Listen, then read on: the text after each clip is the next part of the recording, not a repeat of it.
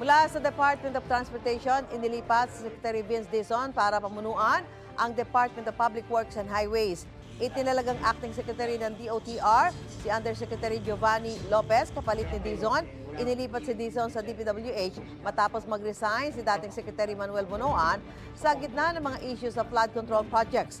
Ayon sa Presidential Communications Office, sinabi ni Bonoan sa kanyang resignation letter na suportado niya ang pagsusulong ng Pangulo sa transparency, accountability at reforma sa DPWH. Bumuo rin daw ang Pangulo ng Independent Commission para imbestigahan ang mga umano'y anomalya sa flood control projects. Suportado ng ilang mambabatas ang pagkakatalaga kay Dizon sa DPWH. Sabi naman ng ilang miyembro ng House Minority, hindi sapat ang pagpapalit lang ng liderato sa DPWH. Kailangan daw may managot sa mga maanomalya umunong flood control projects. Sinisika pa ng GMA Integrated News na kunin ang mga pahayag ni Dizon at Bonoan.